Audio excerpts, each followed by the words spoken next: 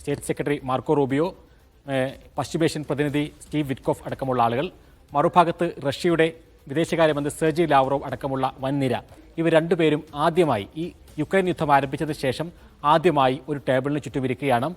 റഷ്യക്കെതിരെ കടുത്ത ഉപരോധം ചുമത്തിയ രാജ്യമാണ് അമേരിക്ക എന്ന് നമുക്കറിയാം. ഈ ചർച്ചയുടെ പ്രധാനപ്പെട്ട ഒരു അജണ്ട എന്ന് പറയുന്നത് യുക്രൈൻ യുദ്ധം അവസാനിപ്പിക്കാനുള്ള ആദ്യത്തെ ചർച്ചകളിലേക്ക് കടക്കുക എന്നുള്ളത് തന്നെയാണ്. നേരത്തെ തന്നെ ഡൊണാൾഡ് ട്രംപ് താൻ പ്രചാരണത്തിരിക്കുന്ന സമയത്ത് തന്നെ ഈ യുദ്ധം അവസാനിപ്പിക്കും എന്ന് പലതവണ പറഞ്ഞതാണ്. ട്രംപിൻ്റെ അടുത്തൊരു പദ്ധതി കൂടിയുണ്ട്, ഒരു പ്ലാനുണ്ട്. ആ പ്ലാനാണ് ആദ്യഘട്ടത്തിൽ ചർച്ചയ്ക്ക് വെക്കുന്നത് എന്നാണ് നമ്മൾ മനസ്സിലാക്കുന്നത്. വളരെ പെട്ടെന്ന് ഒരു തീരുമാനത്തിലേക്ക് പോവുക എന്നല്ല, ട്രംപിൻ്റെ പദ്ധതി റഷ്യയെ ബോധ്യപ്പെടുത്തുക എന്നുള്ളതാണ് ഈ മീറ്റിങ്ങിൻ്റെ ഉദ്ദേശം എന്നാണ് അമേരിക്ക പറയുന്നത്. യുക്രൈനെയും യൂറോപ്യൻ രാജ്യങ്ങളെയും ഈ ചർച്ചയുടെ ഭാഗമാക്കാതിരിക്കാൻ അമേരിക്ക പറയുന്ന ന്യായം ഇപ്പോൾ തങ്ങളുടെ പദ്ധതി റഷ്യയെ ബോധ്യപ്പെടുത്തുക എന്നുള്ളതാണ് ഇപ്പോഴത്തെ പ്രാഥമികമായ മീറ്റിങ്ങിൻ്റെ അജണ്ട എന്നുള്ളതാണ്. ഏറ്റവും പ്രധാനമായി ഈ യുദ്ധം അവസാനിപ്പിക്കാൻ ഒരു ഉറപ്പ് റഷ്യക്ക് നൽകുക എന്നുള്ളതാണ്. ഒരിക്കലും യുക്രൈനെ നാറ്റോയുടെ ഭാഗമാക്കില്ല എന്നുള്ളതാണ് ആ ഉറപ്പ്. ഒരു അനിശ്ചിതകാലത്തേക്ക് അതിൻ്റെ ആ കാര്യം മരവിപ്പിക്കുക എന്നുള്ളതാണ്. രണ്ടാമത്തെ കാര്യം, യുദ്ധം പൂർണ്ണമായി അവസാനിപ്പിച്ചാൽ റഷ്യക്കെതിരെയുള്ള ഉപരോധത്തിൽ നിന്നും അമേരിക്ക പിൻവാങ്ങുക എന്നുള്ളതാണ്. മൂന്നാമത്തേത്, റഷ്യക്ക് യുക്രൈൻ ആവശ്യമായ ആയുധങ്ങൾ, അതേപോലെ തന്നെ പ്രതിരോധ സംവിധാനങ്ങൾ അത് അമേരിക്ക നൽകുക എന്നുള്ളതാണ്. മൂന്നാമത്തേത്, റഷ്യ യുക്രൈനിൽ നിന്നും പിടിച്ചെടുത്തിട്ടുള്ള കുറേയേറെ പ്രദേശങ്ങളുണ്ട്.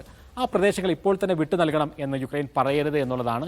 അത് പിന്നീട് വെക്കാം, ആ ചർച്ച ഇതിൻ്റെ ഭാഗമാക്കരുത് എന്നുള്ളതാണ്. ഏറ്റവും അവസാനത്തേത്, യുക്രൈൻ്റെയും റഷ്യയുടെയും ഇടയിൽ ഒരു ബഫർ സോൺ സൃഷ്ടിക്കുക എന്നുള്ളതാണ്.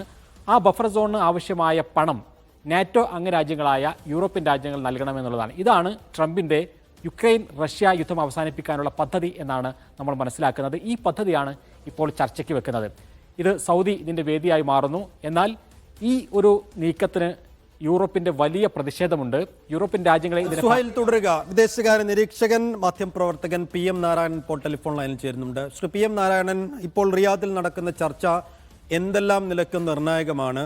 ഇതിപ്പോൾ യുക്രൈനെ കൂടാതെ യുക്രൈൻ യുദ്ധം അവസാനിപ്പിക്കുന്നതിന് വേണ്ടിയുള്ള ഒരു ചർച്ച എത്ര കണ്ട് ഫലം കാണുന്ന ഒന്നാണ്. ഈ പ്രമേയം ഇപ്പോൾ ഒരു വിശദീകരണമായി അമേരിക്ക പറയുന്നത്, ഈ യുദ്ധം അവസാനിപ്പിക്കാൻ ഞങ്ങളുടെ കയ്യിൽ പ്രമേയമുണ്ട്, അതാദ്യം റഷ്യയെ കൊണ്ട് സമ്മതിപ്പിക്കുക എന്നാണല്ലോ.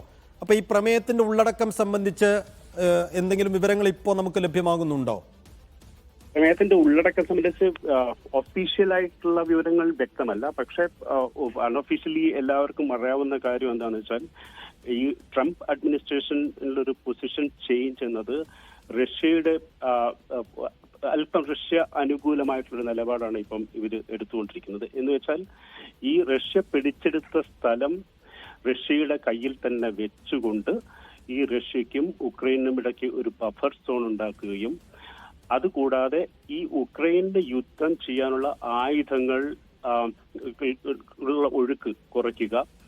പിന്നെ ഇത് രണ്ടും കൂടാതെ ഈ നാറ്റോ അംഗത്വം ഉക്രൈനെ ഒരു തരത്തിലും കിട്ടാതിരിക്കുക.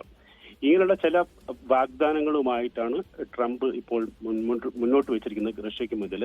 ഇതിൽ ഏറ്റവും പ്രധാനപ്പെട്ട സംഗതി എന്നത് നാറ്റോ അംഗത്വം തന്നെയാണ്. കാരണം ഈ യുദ്ധം തുടങ്ങാനുള്ള കാരണം എന്നത് ഉക്രൈന്റെ നാറ്റോ അംഗത്വത്തെ ഈ യൂറോപ്യൻ യൂണിയനും അമേരിക്കയും അംഗീകരിക്കുമെന്നുള്ള ഒരു തരത്തിലുള്ള പെർസീവ്ഡ് ഭയമായിരുന്നു. അത് ഏറെക്കുറെ ഇല്ലാതായിട്ടുണ്ട്. ഇൻഡയറക്ട്ലി പറയുകയാണെങ്കിൽ ഇത് ഉക്രൈന്റെ മേലെ അല്പം പ്രഷർ ഇടുന്നുണ്ട്. പ്രത്യേകിച്ചും സെലൻസ്കിയുടെ ഇക്കാലം അത്രയും യുദ്ധം ചെയ്തതിന്റെ ഒരു ബേസിക് ആർഗ്യുമെന്റ് എന്നത് ഈ റഷ്യ പിടിച്ചെടുത്ത സ്ഥലം തിരിച്ചു എടുക്കുകയും ഈ നാറ്റോ അംഗത്വം ലഭിക്കുകയും ഈ യൂറോപ്പിൽ നിന്നും അമേരിക്കയിൽ നിന്നും നിരന്തരം ആയുധങ്ങൾ സഹായങ്ങൾ കിട്ടിക്കൊണ്ടിരിക്കുകയും ചെയ്യുക എന്നുള്ള 3-4 ഘടകങ്ങൾ വെച്ചാണ് യുദ്ധം ഇത്രയും കാലം നീണ്ടുപോയിക്കൊണ്ടിരുന്നത്. അങ്ങനെ നോക്കുകയാണെങ്കിൽ ഈ പറഞ്ഞ കാര്യങ്ങളെല്ലാം നിരാകരിച്ചുകൊണ്ടാണ് ഇപ്പോഴത്തെ ചർച്ച നടക്കുന്നത്. പക്ഷേ ഒരു പ്രധാന സംഗതി എന്ന് at some point of time, ഏതെങ്കിലും ഒരു സമയത്ത് ചർച്ചകൾ എല്ലാ യുദ്ധത്തിന്റെയും ഒരു അനിവാര്യ ഘടകമാണ്. ഒരു ചർച്ചയിൽ കൂടെ തൽക്കാലം ഒരു സീസ് ഫയർ ഉണ്ടാക്കുകയും ഒരു തരത്തിൽ അത് നിർത്താൻ സാധിക്കുകയും ചെയ്തു കഴിഞ്ഞാൽ ഈ ചർച്ചയ്ക്ക് അടുത്ത ഘട്ടത്തിലേക്ക് കടക്കാൻ പറ്റും.